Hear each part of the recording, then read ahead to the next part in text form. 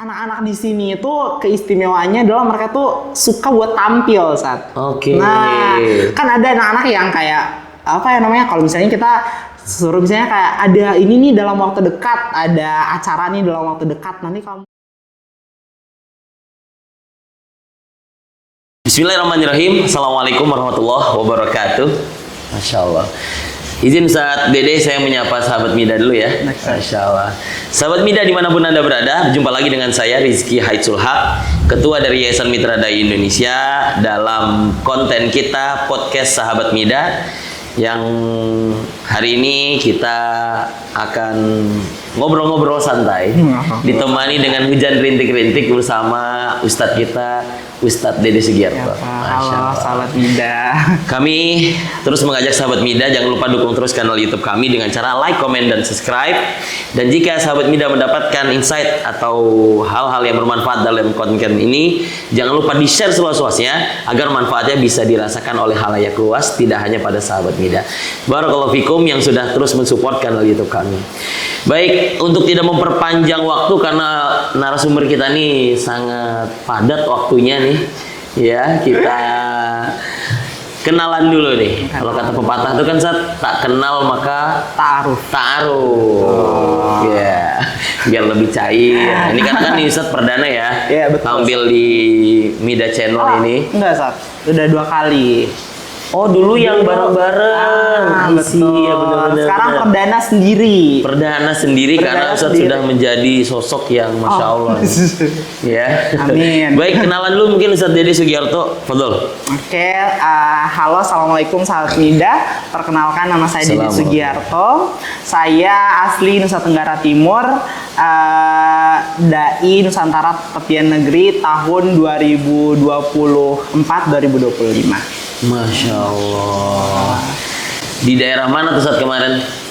Ana di daerah Lembata, Sat. Lembata. Terkhususnya di Kampung Atanila. Atanila. Oke. Sendiri ya berarti ya di situ ya? Ana sendiri. Siap. Aktivitas sekarang apa nih? Sekarang sedang menyelesaikan tugas akhir, Sat. Nah, jadi mohon doanya biar sudah sampai mana tahapannya? Sekarang udah sampai di bab 4 di pembahasan, Sat. Itu bentar lagi. Kita doakan ya sahabat Mida, semoga Ustadz Dede ini bisa segera selesai tugasnya. Amin. Dan bisa kembali lagi berdakwah. Masya Allah. Siapa tahu jodoh di sana udah nunggu. Ya, betul. Oke, baik. Terima kasih ya. Tadi namanya Ustadz Dede Sugiarto, dan kita memang dalam podcast ini ya, kita mengangkat beberapa tema-tema yang agak tematik, ada tema-tema yang bersifat pengalaman, ada tema-tema yang bersifat, kalau tematik tuh memang tema-tema tertentu, Masya Allah, kayak misalkan Quran, tajwid, fikih atau apapun. Ada juga yang bersifat pengalaman dakwah, inspirasi lah ya. Jadi kita ingin juga mensiarkan kepada sahabat Mida semua bagaimana perjalanan dakwah dai-dai di lapangan. Itu biar bagaimana kondisi dakwahnya, apa hal-hal uniknya, dan mungkin apa harapan-harapan yang bisa disiarkan dalam forum ini, yang siapa tahu Allah panggil orang-orang baik di salah satu penonton kita, ya kan Zat, menjadi penghubung kebaikan untuk saudara-saudara kita yang ada di pedalaman sana. Itu mungkin sebagai pengantar Ustadz ya. Yang jelas hari ini kita akan ngobrol bersama Ustadz Dede tentang bagaimana pengalaman dakwahnya kemarin di Lembata NTT Ustadz ya. Dan juga mohon doanya nanti hari Senin saya akan safar ke NTT. Ya, alhamdulillah saya bawa amanah dari para sahabat Mida juga untuk para mu'alaf di sana. Masya Allah, yang ada kurang lebih sekitar 13 orang. Dan langsung saja kita ngobrol santai Ustadz. Bagaimana ceritanya Ustadz bisa dakwah di sana? Bagaimana ceritanya saya dakwah di sana? Mungkin alasan kenapa saya bisa berdakwah di NTT adalah saya orang asli NTT, Ustaz. Jadi Ustadz tadi lupa menyebutkan asalnya dari mana ya? Oke, NTT-nya mana? Ana di Sandewel, Kecamatan Beliling, Ustaz. Dekat Labuan Bajo, Ustaz. Dekat Labuan Bajo. Oke, berapa jam dari Labuan, Ustaz? Berapa lama? 1 jaman udah nyampe sih. Oke, 1 jaman nyampe Jaman Dewel. pakai mobil, biasa pakai mobil atau pakai motor sejaman lah. Itu posisi Dewel itu dari Bajo ke Kolong di tengah-tengah atau beda jalur? Di tengah-tengah. Oke. Nah, jadi kalau mau ke Kolong harus lewat Dewel dulu. Oke. Nah, kalau dari Labuan Bajo ya. Yes. Oke, lanjut Zat. Nah. Jadi Ustadz asli orang situ. Asli orang sana. Jadi dulu saya itu mahasiswa yang dikirim oleh Yayasan Baitul Halim. Oke. Diamanahkan untuk bersekolah di Jakarta, lalu dikirim kembali ke NTT. Oh, Nah, jadi seperti itu. ibarat kayak kader ya Ustadz ya. Nah, Di betul. kader dari putra daerah belajar di Jakarta untuk kembali ke sana. Kembali ke sana Masya Allah. untuk menyebarkan Islam gitu. Masya Allah. Nah, akhirnya setelah menempuh pendidikan selama 3 tahun di Jakarta, saya akhirnya dikirim kembali nih ke NTT buat mensiarkan Islam gitu ya, menjadi salah satu dai untuk menyebarkan Islam, mensiarkan Islam kayak gitu. Masya Ustaz. Allah. Nah, Di Lembata tadi. di Lembata tadi. Boleh ceritakan gimana perjalanan Ustadz menuju Lembata itu Ustadz? Kalau perjalanan dari Labuan Bajo ke Lembata itu Masya Allah luar biasa banget ya waktu itu Ustaz. Sebenarnya kita waktu itu pakai laut Ustaz sebelumnya. Sebelumnya Oke. pakai laut. Cuman orang tua kita yang dari Lembata bilang kita kayaknya harus pakai darat nih. Nah, biar dai-dai kita yang Lembata ini bisa merasakan bagaimana dakwah Islamiyah gitu. Jadi kayak Oke. merasakan gimana perjuangan. Akhirnya kita Sebentar, saya coba luluskan dulu. Berarti menuju Lembata tuh ada 2 akses. nah, iya. Ada Ustaz. akses laut, ada akses darat. Ada akses darat. Betul. Lebih mudah mana sebenarnya? Sebenarnya kalau dibilang lebih mudah, semuanya Masya Allah ada aja tantangannya. Ada tantangannya. Ya, ada aja tantangannya. Oke. Cuman emang lebih kalau saya prefer pakai laut. Nah, kalau pakai laut biasanya kita 3 hari 3 malam di atas kapal. 3 hari 3 malam, tapi alhamdulillah kalau di atas Dari laut, Labuan? Dari Labuan Bajo ke Lembata tadi. Iya. Kalau naik motor dari Labuan atau dari Kolong? Kalau naik motor tuh dari Kolong. Dari Kolong berapa lama? Dari Kolong itu 4 harian. Motor? Motor. Masya Masya Allah. Allah. Berapa gunung yang dilewatin itu? Aduh, luar biasa banget Ustaz. Itu ternyata jalanan NTT saya kan sebelumnya jalan-jalan tuh cuma dari Dewel ke Labuan Bajo atau Oke. kayak dari Dewel mentok-mentok ke Ruteng. Iya. Nah, setelah Setelah sampai ke Lembata tuh saya merasa bahwasannya perjalanannya tuh bener-bener ekstrim banget karena kita abis naik turun terus cuacanya nggak menentu saat di jalan. Oke. Kadang hujan, kadang panas gitu Sat. Oh, Masya Allah. 4 Jadi- hari ya? Iya, 4 Bayang itu sahabat Mida, motoran 4 hari. Kotoran. Bisa tepos itu. Oke. Kotoran.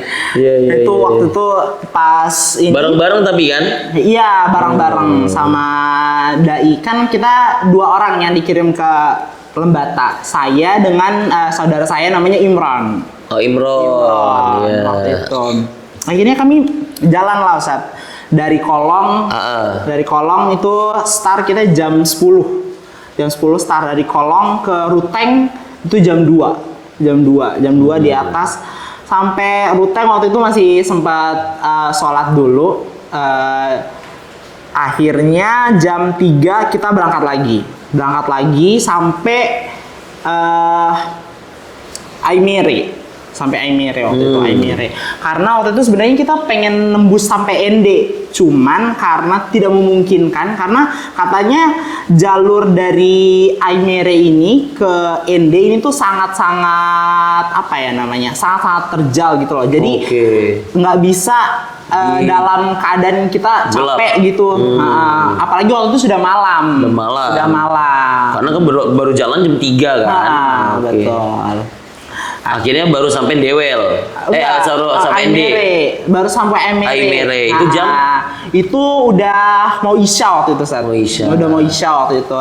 Akhirnya kita memutuskan untuk tidur dulu, untuk istirahat dulu di salah satu masjid di kota Emere tersebut. Iya. Sampai di sana, ini pengalaman pertama saya.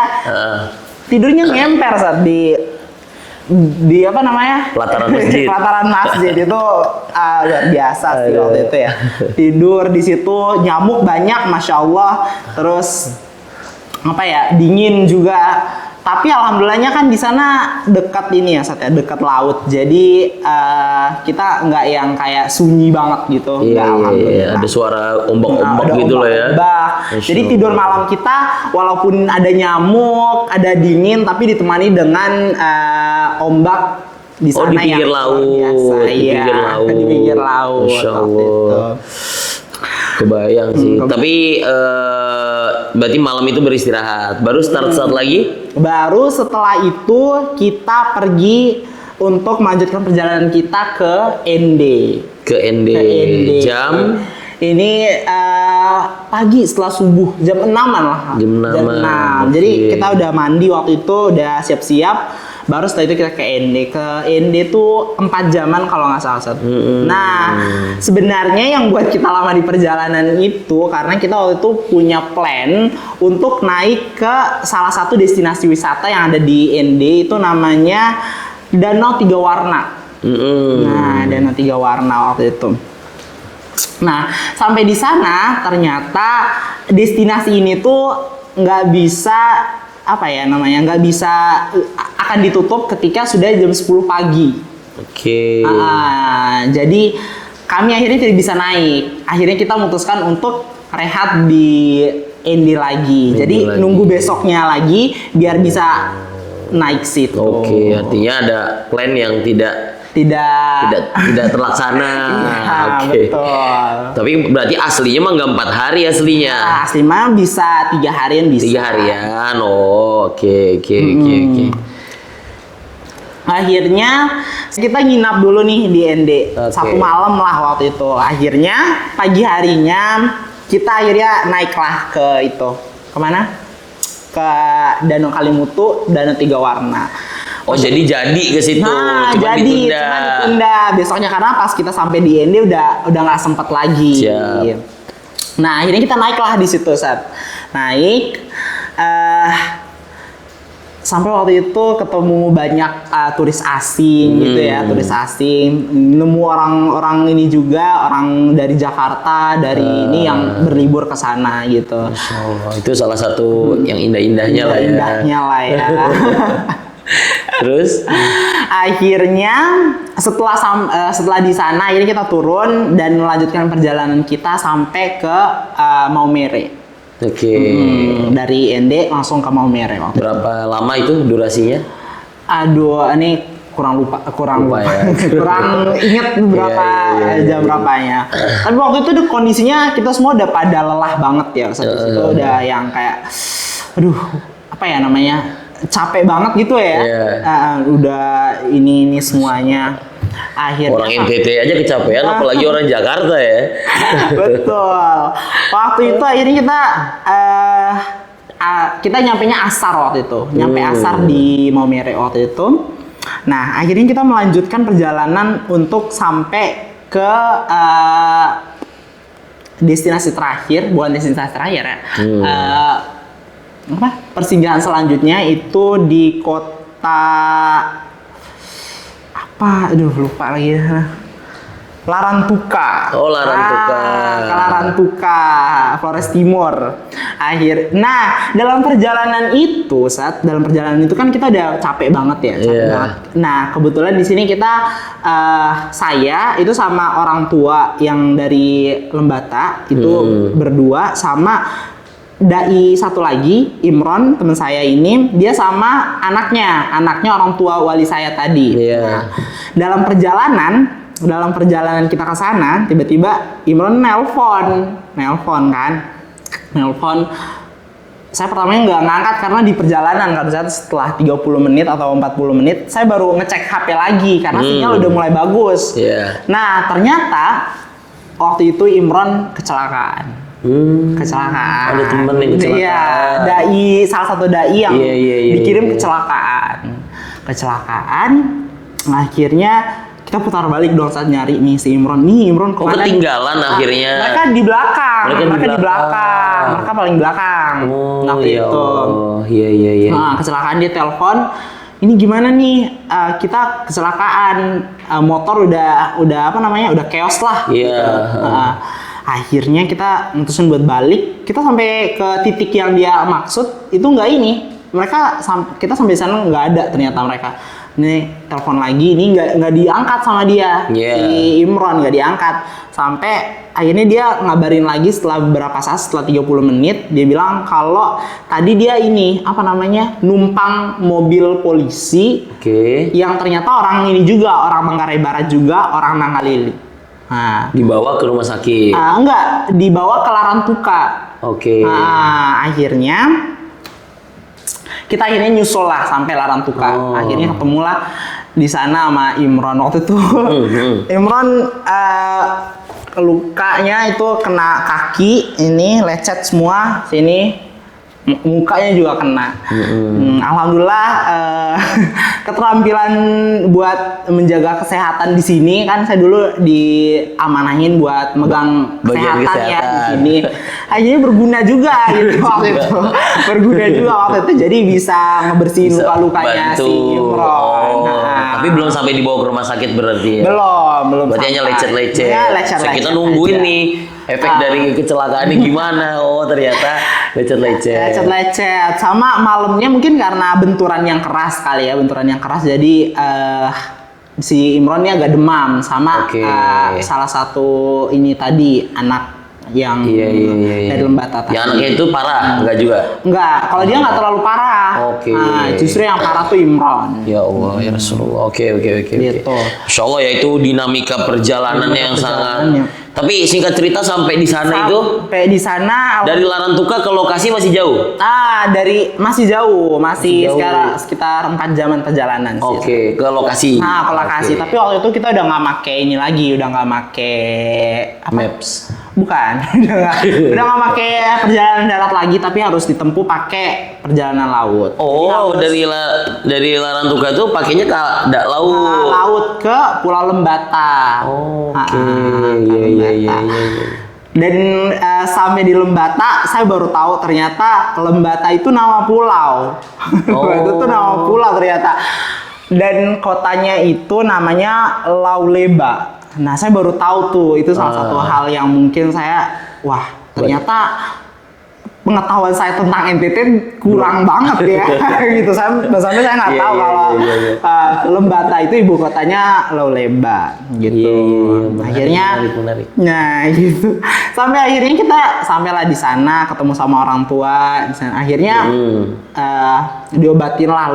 Kalau udah sampai rumah akhirnya lebih diin lagi luka-lukanya si Imron ini akhirnya diobati lagi gitu sampai Masya Allah. benar-benar dikira udah agak. Berapa orang itu saat perjalanan? Perjalanan kita ada saya, Imron, 4 orang, 5 orang. Ustaz Fadli ikut? Tidak. Oh tidak. Siapa aja tuh berarti? 6. Iya. Atau Imron terus sama orang tua yang di Lembata. Orang tua Lembata. Sama satu lagi anaknya. Yang 2 lagi siapa? 2 lagi ini orang tua kita yang Lembata juga. Oke. Ya Allah, Masya Allah. Berarti ya ini tadi sedikit cerita bagaimana proses perjalanan ke lokasi. Sebenarnya itu belum nyampe lokasi. Belum nyampe lokasi? Pengabdian, belum. Ya maksudnya baru perjalanan menuju lokasinya aja udah Masya Allah gitu ya. Iya. Oke. Terus. Artinya udah naik perahu sampai ke Pulau Lembata belum sampai juga. Itu baru sampai di kayak titik ininya itu di Lauleba, orang tua kita yang membimbing kita di sana semua.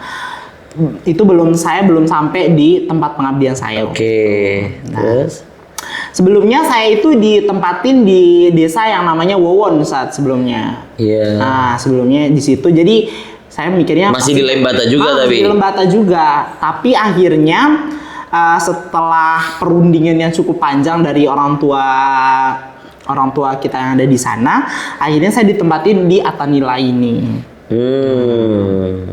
Atanila ini Masya Allah di sana perjalanannya luar biasa. Kalau di sana tuh belum ada aspal, tapi insya Allah katanya dalam waktu dekat bakalan diaspal. Tapi pas saya ngabdi tuh bener-bener belum ada. Akhirnya kita pergilah ke Atanila setelah 1 mingguan di tempatnya Imron. Waktu itu kita ke Atanila dan sampai di sana waktu itu sholat Jumat. Sholat Jumat pertama tuh kita masih sampai di rumahnya kepala desa waktu itu. Kepala desa, akhirnya setelah itu sholat Jumat, dan setelah sholat Jumat kami akhirnya melakukan perkenalan diri buat buat masyarakat di sana. Dan kebetulan waktu saya ngabdi itu lagi nih di desa itu lagi banyak mahasiswa KKN. Gitu. Jadi pas lah kayak pas gitulah ketemu yang selevel ya. Ketemu sama mahasiswa juga yang juga mengemban tugas di daerah situ. Iya. Gitu. Masya Allah. Ya Ustaz, di Atanila tadi ya. Kalau Imron di Imron itu di Haulea.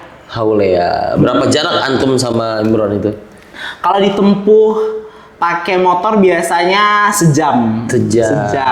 Tapi kalau jalannya lagi bagus. Nah, kalau misalnya lagi hujan terus banjir, kita nggak bakal bisa. Nggak bisa ngakses. Dan memang Lembata ini salah satu titik dakwah baru ya. Iya. Di zaman antum perdana di situ berarti ya. Kalau Lembata tuh 2 tahun sebelumnya sudah ada. Cuman kalau di tempat saya ngabdi itu perdana. Iya. Masya Allah. Dia tuh view-nya ke pulau kecil gitu, atau pulau besar, atau pegunungan, atau seperti apa, Zat? Apa? Lembata. View iya sih, tempat antum khidmah itu. Kalau Lembata itu dia pulau ya, Zat. Pulau yang cukup besar lah ya. Terus ada pegunungannya juga, dan di sana dekat sama gunung yang masih aktif, saya lupa namanya. Ada pokoknya gunung yang masih aktif di sana. Jadi di sana tuh kan pernah ada gunung yang meletus itu. Nah, dekat situ, Zat. Dekat situ. Gunung apa namanya itu ya? Iya. Pokoknya dekat situ. Dekat situ ya kemarin ya. Tahun lalu kalau nggak salah 2025 kan. Waktu itu banyak sih teman-teman yang nanyain, kalian kena ini nggak? Kena erupsi nggak? Alhamdulillah waktu itu Lembata nggak kena, walaupun deket gitu. Walaupun dari ibu kota Lauleba tuh kelihatan asapnya, tapi nggak nyampe. Lewotobi bukan? Dekat Lewotobi itu. Itu. Sebelahnya Lewotobi ada Lembata. Atau Gunung Sirung, Gunung Egon, kayak Kelimutu, Anak Ranaka. Itulah. Pokoknya ada gunungnya di sana. Iya. Siap.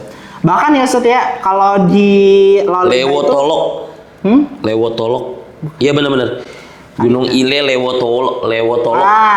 Itu betul. 2024 kalau nggak salah. 2024 itu meletus. Iya. Masya Allah ya Ustaz ya. Berarti perjuangan antum untuk menuju lokasi itu sampai ada teman yang luka-luka, tapi ada jalan-jalannya juga tadi tuh ya. Happy juga dong berarti. Bagusnya NTT di situ, Ustaz. Jadi kayak semua tempat bisa jadi estetik kalau di NTT. Jadi buat teman-teman Mida, mainlah ke NTT. Masya Allah, langsung dipromosiin nama Ustaz Dede nih, langsung viral ini ya. Baik, tadi ya Masya Allah kita mendengar bagaimana proses perjalanannya. Dan berarti kegiatan antum di sana ngapain aja tuh, Ustaz? Kegiatan di sana paling utama tuh waktu itu adalah ngajar ngaji ya. Ngajar ngaji sama memakmurkan masjid. Itu goals utamanya. Tapi waktu itu saya secara pribadi pengen ini juga, pengen pengen bisa ngajar juga di MIS waktu itu. Oke. MIS di sana. Akhirnya alhamdulillah disetujui dan saya akhirnya bisa di sana. Ngajar juga. Ngajar juga. Iya, artinya ngajar di masyarakat juga, di sekolah formal juga. Iya, betul. Iya. Kalau apa namanya pelajaran-pelajaran yang diajarkan ke anak-anak di sekolah itu apa aja, Sob? Kalau pelajaran di semester pertama saya masih megang Al-Quran hadis sama satu lagi bahasa Inggris. Wih, jago dong berarti bahasa Inggrisnya. Nggak jago susah tapi bisa lah untuk mengajarkan. Bisa ya, Masya Allah. Iya. Kalau di masjidnya berarti Kalau masjidnya ngaji aja. Ngaji, azan, imam, khotib juga. Menghidupkan masjid lah ya. Menghidupkan masjid Masya lah. Allah. Iya. Berarti ya dengan hadirnya antum apa namanya kegiatan masjid, kegiatan anak-anak tuh menjadi hidup di situ ya. Alhamdulillah. Masya Allah. Anak-anaknya range umur berapa tuh, Ustaz? Ya selayaknya anak SD aja sih Ustaz. Oh, SD. Ini Kalau remaja-remajanya? Remaja-remajanya kalau di sana kan ini Ustaz. Jadi di Kampung Atanila ini tuh cuma ada 2 sekolah. Oke. Ada 2 sekolah, SDK sama MIS. Oke. Nah, jadi anak-anak yang sudah menyelesaikan SDK atau MIS-nya itu biasanya ke kampung sebelah atau ke kampung lain gitu untuk melanjutkan pendidikan karena di Atanila ini tidak ada jenjang SMP SMA-nya. SMP SMA-nya. Hanya SD aja. SD aja. Masya Allah. Dan ke kampung lain tuh hitungannya dia pulang pergi atau nginep di sana? Gimana Sob? Kalau misalkan nih dia SD selesai di Atanila, dia SMP-nya ke kampung lain. Itu dia tinggal di kampung itu atau pulang pergi ke Atanila sama kampung itu? Kalau yang biasanya sekolahnya di luar di kampung sebelah ini Ustaz, biasanya mereka dari Atanila. Biasanya dari Atanila ke kampung ini bolak-balik. Artinya nggak terlalu jauh ya kan biasanya kan? Lumayan jauh sih. Iya, lumayan jauh sih sebenarnya. Iya. Berapa lama bertemu? Iya. Biasanya kan kalau yang kita ketahui memang dari satu kampung ke kampung lain itu bisa jauh. Iya, bisa. Iya kan? Sangat yang kita kebayang itu satu kampung ke kampung lain itu bukan kayak kita dari sini 10 meter udah beda kampung ya. Tapi itu kan pastinya jauh. Nah itu kalau jauh itu mereka tinggal di situ atau pulang pergi tuh? Pulang pergi. Pulang pergi. Artinya remaja itu masih tetap ada di Atanila kan? Sebagian soalnya sebagian banyaknya itu mereka udah tinggal. Udah di luar daerah gitu. Oh, di luar daerah. Gitu. Iya. Berarti ada yang di kampung, ada yang di luar daerah. Iya. Tapi remajanya ada kan di situ? Remajanya ada. Cuman nggak banyak. Oke, sih. Baik. Menarik ya kalau ngeliat itu ya. Tadi kayak misalkan sekolah terbatas ya kan, Sat? Iya. Terus juga jarak dan lain sebagainya ya. Patut kita nih banyak bersyukur nih sahabat Mida. Ya kan Sat ya? Dengan kondisi yang kita jalanin sekarang itu kan berarti Masya Allah ya. Begitu mudah akses semua yang dibutuhin ya. Dan saya sih yakin ustadz-ustadz seperti antum ini pahalanya Masya Allah gitu Sat. Amin. Iya, pahala itu Masya Allah karena nggak semua dalam tanda kutip ya ustadz siap di medan itu. Betul Ustaz ya? Oke, antum nih Ustaz Fadli itu Masya Allah itu pahalanya itu ya. Apalagi antum memang putra daerah. Kalau bahasa Al-Quran kan liung diru qaumahu idza raja'u ilaihim. Wah, itu udah bahasa Al-Quran. Mengingatkan kaumnya ketika dia nanti kembali, itu mulia sekali. Masya Allah, kita doakan nenek beliau biar menikah sama kepala desa. Amin. Putri, bukan kepala desa, putri kepala desa ya. Baik, semoga Masya Allah. saya yang jadi kepala desa, Ustaz. Amin, kita doakan. Oh, Masya Allah. Amin. Karena nggak ada yang tahu loh sejalan hidup manusia. Nggak ada yang tahu. Masya Allah. Kalau sambutan masyarakat sendiri dengan hadirnya antum itu seperti apa? Dan mungkin boleh ceritakan sedikit kondisi masyarakat di sana gitu. Oke. Sebelumnya saya di sana itu teman-teman di Mida sekalian, saya ditempatin di keluarga nama kepala keluarganya Bapak Rabu. Rabu. Rabu. Nah, dipanggilnya Bapak Rabu ya. Oke. Terus kayak orang-orang manggilnya begitu, tapi nama aslinya Bapak Haris. Oke. Gitu, sama Ibu Hani namanya. Nah, saya boleh juga, say hello dulu ke mereka. halo Mama, Bapak. Iya, siapa tahu nonton Iya, kan? siapa tahu nonton. Iya, Betul. jangan Nanti lupa. saya share, nanti saya Suruh share. subscribe. Terus subscribe, betul. Terus? Jangan lupa subscribe. Iya. Oke. Saya tinggal di situ. Kebetulan Bapak Haris sama Ibu Hani ini memiliki 2 anak. Oke. Anaknya perempuan semua. Ah. Satunya masih SMP, satunya sekarang udah masuk ke jenjang kuliah sekarang. Masya Allah. Dan semuanya itu tidak di rumah. Nah, jadi sekolahnya di luar semua. Iya, Kalau yang SMP ini dia masih satu pulau di Lembata, tapi yang gede nih dia di Makassar, Ustaz. Dia di Makassar. Di sana alhamdulillah apa ya? Kalau makan, tempat tidur itu mereka semua yang sediakan. Jadi Masya Allah saya sangat berterima kasih karena luar biasa lah gitu. Selanjutnya untuk masyarakat di sana Masya Allah welcome banget ya Ustaz ya kepada saya. Jadi kayak mereka ramah-ramah banget. Masya Allah. Sering ngajak kayak ayo Ustaz ngopi gitu. Ayo Ustaz mancing gitu Ustaz Masya gitu ya. Allah. Ayo Ustaz kesini gitu bareng atau ke kebun. Nah, Masya Allah. Artinya Ustaz dikenalkan ke masyarakat lainnya ya melalui jalur orang tua asuh itu ya, orang tua angkat itu ya, Masya Allah. Dan beliau ternyata putri-putrinya nggak di situ, tapi sekolahnya di luar. Iya, Masya Allah. Kesan mereka baik dan antum gimana dengan mereka? Nyamankah? Nyaman sih. Awalnya masih agak sungkan ya, maksudnya Iya. kayak karena apa ya? Baru ya, masih agak sungkan. Tapi ternyata lama-lama akhirnya bisa akrab gitu. Klub juga ya. Sering masak-masak sama mama atau Masya kayak Allah. pernah juga ikut bapak ini apa namanya? Apa tuh aktivitas sapi. bapak? Kalau bapak itu dia ini ngebala sapi, Sat. Oh, Ngebala sapi. ngebala Kalau bapak sapi. tuh ngebala sapi sama bertani juga. Ada berapa sapinya? Ada banyak lah pokoknya. Masya Terus Allah. di sana sapi bisa dipanggil Sat. Gitu. Sapinya bisa dipanggil. Saya baru lihat gitu, Sat. Saking nurutnya Saking ya. nurutnya, saking terikatnya gitu. Kalau di ini masih diikat, masih apa? Ini Kalau dipanggil ya. dipanggil Sat. Kalau Dan nggak ditali. ditali tetap Sat. Cuman Iya. apa beberapa tuh nggak ditali. Jadi yang ditali tuh paling cuman yang besar-besarnya gitu. Iya, Masya Allah. Gitu. Alhamdulillah ya. Artinya ya hadirnya dai di lapangan itu disambut baik oleh Disambut masyarakat. baik, sangat Masya disambut Allah. baik. Apalagi yang datang Ustadz Dede. Ya kan? Itu Masya Allah. sebenarnya putrinya cocok itu saat.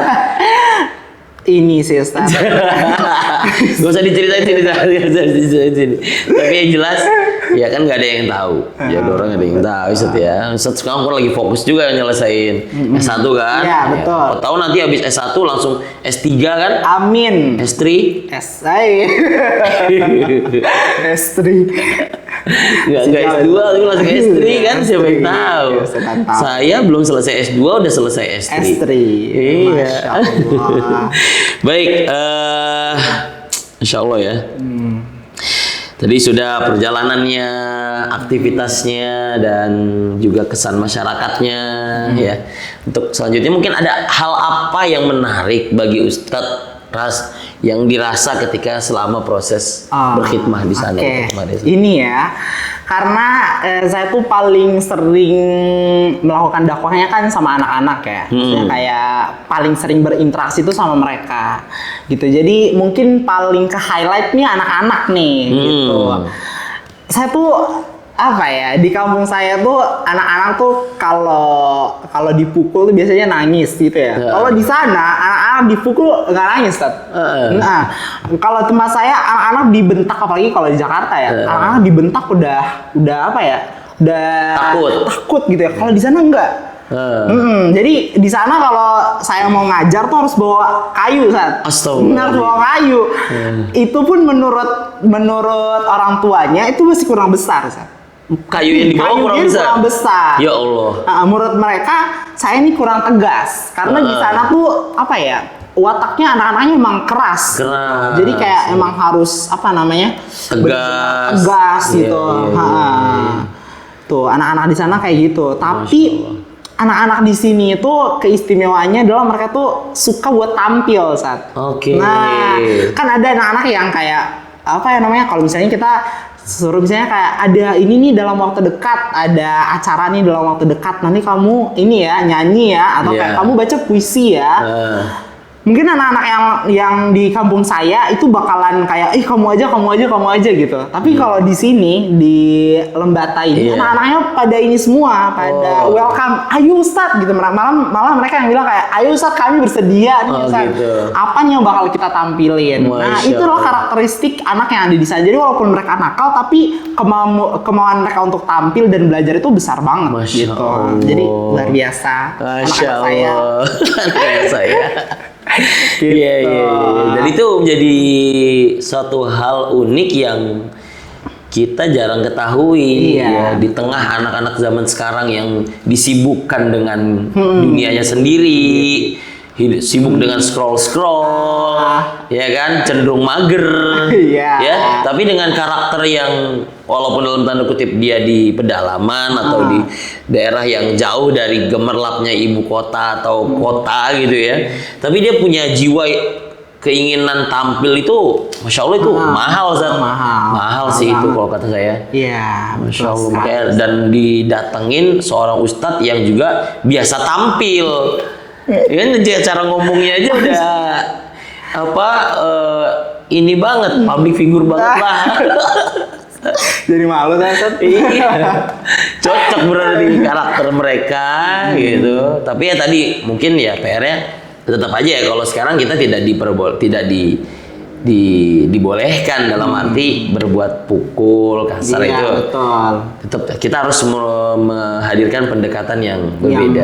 Berbeda, Iya. betul. Apa Zat? Ada pendekatan berbeda apa yang antum coba? Kayaknya tongkat nih sebesar apapun mereka nggak akan takut gitu, Iya, gitu kan? betul. Ada nggak ikhtiar-ikhtiar itu? Biar sebenarnya saya ini sih Ustaz, tetap maksudnya kayak kayu ini cuma jadi lambang aja gitu, biar aja. mereka takut aja. Itu Tapi kalau sampai saya, mukul enggak kalau kan? Mukul tetap mukul, cuman nggak yang kayak apa ya namanya, mukul yang nggak yang kayak gede banget gitu, cuman yang kayak Gitu. soalnya kasihan juga kan, masih kecil, Iya. dipukul, kita masih mikir kalau ini dalam fase belajar nih mereka gitu, jadi ya melakukan kesalahan atau berbuat kesalahan itu wajar banget Wajar. dalam melakukan pembelajaran. Ya, sebagaimana kita dulu lah. Nah iya betul, saya merefleksikan diri saya sendiri Iya. soalnya. Masya Allah, dalam arti ya kita di sini tidak membenarkan sikap itu. tidak membenarkan, Ya, tidak betul. membenarkan. Walaupun ya itu dikerjakan, tapi ya itu bukan suatu hal yang benar. Iya, Kita sebagai guru yang aktif, sebagai guru yang cerdik, ya kita jangan sampai kalah cerdik sehingga kita kesulut emosi, Betul. sehingga lalu gitu. Tapi ya nilai plusnya tadi tuh, masya Allah ya Ustaz ya.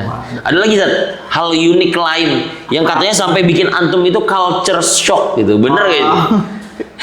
Culture shocknya itu kali ya tadi Iya. Ustaz ya, mungkin itu culture shocknya. Sama orang-orang di sana, orang-orang yang ada di dalam Bata ini masih sangat-sangat menghargai budaya mereka ya. Apa Jadi tuh? kayak di sana tuh masih apa ya? Kalau di daerah saya tuh udah jarang banget ada ibu-ibu atau anak-anak yang masih mengenal tarian daerah atau melakukan adat istiadatnya mereka. Tapi kalau di sana masih ada, Ustaz. Jadi kayak anak orang-orang tuanya di sana tuh masih bisa kayak apa nari buat apa tari persembahan apa segala macem masih bisa. Terus adat istiadatnya tuh sangat kental ya. Jadi kayak di sana ada kayak mereka kalau orang meninggal dibawain beras pakai ini apa ya? Saya lupa namanya. Pokoknya ada mereka apa ya? Kayak dia tuh kayak semacam apa ya namanya? Bingkisan.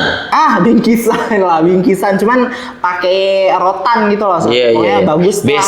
Besek kalau bahasa kita tuh di Jakarta. Apa sih namanya tuh? Lupa juga saya namanya. Lupa juga. Oh iya. Tarian-tarian itu digunakan dalam agenda apa Ustaz biasanya? Biasanya ini sih Ustaz, dalam ini biasanya menyambut tamu. Oke. Menyambut tamu begitu. Iya, Masya Allah. Terus di Lembata ini Ustaz, mereka makanan pokoknya itu bukan nasi sebenarnya. Oh, bukan nasi? Apa Bukan itu? nasi, tapi jagung. Oh. Jagung, ya. Jadi di sana jagung itu melimpah ruah teman-teman sekalian. Oh, gitu. Banyak pokoknya jagung di sana. Saya kalau ke sana pasti ada aja jagung. Iya. Ada Jagungnya itu diapain, Zat? Jagungnya ini tuh jadi ada jagung yang benar-benar dijadiin buat ini saat. Jadi dicampur nanti sama beras, baru setelah itu dimasak, Oke. untuk dimakan. Nasi jagung gitu-gitu Nasi ya. jagung gitu. Ada juga yang dijadiin makanan khas. Makanan khas. Makanan khasnya tuh contohnya jagung tipi. Apalagi apa ya? Lupa saya namanya satu. Iya. Ada itulah. Nah, sama di sana banyak pisang. Oke. Nah, di sana banyak banget pisang. Jadi banyak olahan-olahan pisang Olahan pisang di sana Iya. cukup banyak. Masya Allah. Begitu kaya negara kita ini ya. Kaya banget. Kaya banget ya, Masya Allah. Karena di sana itu kan sebagian besar penduduknya Ustadz itu petani, walaupun daerah Atani lain itu dekat sama laut. Oh gitu. Iya. Jadi walaupun dekat sama laut, masyarakat tuh nggak terlalu banyak yang jadi nelayan. Nah, itu pun kalau jadi nelayan tuh bukan yang kayak nelayan banget gitu loh, Sat. Iya. Kayak gimana ya? Nelayan maksudnya bukan utamanya. Iya. Jangan nelayan banget. Artinya dia bukan pencarian utamanya. Nah, itu tapi dia maksudnya. juga sambil bertani. Sambil bertani itu maksud saya. Siap. Masya Allah, seru sekali nih ngobrol-ngobrol bersama Ustadz Dede nih. Kalau dengerin beliau ngomong tuh kita kayak kebawa ke ceritanya gitu. Seakan-akan saya itu lagi makan nasi jagung juga. Baik, Masya Allah, jazakallahu khairan Ustadz Dede atas sharing-sharingnya nih. Tapi poin terakhir yang mungkin saya mau coba tanyakan ke Ustadz Dede dan juga mungkin perlu sahabat Mida tahu harapan Ustadz yang berkaitan dengan Lembata dan dakwah pedalaman ini nih, harapan Ustadz ke depannya seperti apa Ustadz? Harapan terbesar saya ya, semoga nanti Lembata ini menjadi apa ya namanya, anak-anak di sana atau generasi di sana semoga menjadi lebih baik lah ya, dalam itu segi pendidikan umum formal maupun itu secara pendidikan secara Islamiyah gitu. Itu generasi mudanya makin membaik generasinya ya. makin membaik. Iya. Untuk dakwah di sana? Untuk dakwah di sana semoga makin jaya lah, semoga makin bagus, semoga lebih bagus daripada saya karena menurut saya belum terlalu bagus begitu ya. Saya harap orang-orang yang bakalan ditempatin di sana akan menjadi orang yang lebih baik daripada saya. Masya Allah. Gitu. Dan membawa perubahan ya pastinya, membawa perubahan yang baik, membawa dampak yang baik kepada Lembata. Masya Allah, Gitu. Masya Allah, tabarakallah. Terima kasih banyak Hasan. Ustadz Dede Sugiarto nih atas sharing-sharingnya berkaitan dengan dakwah. Tapi kalau boleh tahu di sana itu mayoritas Muslim? Mayoritas Kristen. Oh minoritas berarti di sana. Iya. Tapi kalau NTT soal toleransi mah mantap. Mantap ya. Sangat mantap. Saya di sana banyak temen yang juga Kristen. Tapi nggak ada masalah ya. Nggak ada Masya masalah. Allah. Baik, saya rasanya pengen banyak lagi kulik-kulik tapi kita terbatas dengan waktu yang ada. Insya Allah nanti di lain kesempatan ketika Ustadz sudah selesai skripsinya kita ngobrol-ngobrol lagi apa yang kira-kira perlu kita syiarkan ini kepada sahabat Mida ya kan. Sekarang dakwah sekarang itu nggak selalu di atas mimbar saat depan kamera. Iya, betul. Ya, makanya ya dengan hadirnya sosok-sosok generasi-generasi muda yang punya pengalaman dan juga punya keberanian dakwah di tempat yang nggak semuanya orang siap dakwah itu, Masya Allah itu sangat perlu kita syiarkan dan abadikan di media sosial. Sampai Ustadz nanti punya anak nanti bisa nonton video ini, Insya Allah. Ya kan, itu dulu Abi tuh tampil di situ. Wah. Baik, Ustaz Dede sekali lagi jazakallahu khairan atas waktunya. Semoga berkah dan mudahan selalu proses belajarnya. Amin. Dan dengan tadi berakhirlah segmen kita kali ini ya di podcast Sahabat Mida dalam kanal YouTube Mida Channel. Kami terus mengajak sahabat Mida dimanapun Anda berada, jangan lupa dukung terus dengan cara Subscribe dan like. Masya Allah. Dengan cara like, komen, dan subscribe. Dan juga jika dalam konten ini ada manfaat yang dirasakan oleh sahabat Mida, jangan lupa share seluas-luasnya agar manfaatnya bisa tersebar luas ke halayak yang lebih luas. Barakallahu fikum, kita ketemu lagi dalam podcast sahabat Mida episode berikutnya. Wabillahil hidayatu wa taufik. Saya Rizky Ahid Sohak, ketua dari Yayasan Mitra Dai Indonesia, bersama Saya Dede Sugiarto. Ustaz Dede Sugiarto. Mohon pamit dan undur diri. Barakallahu fikum. Assalamualaikum warahmatullahi wabarakatuh.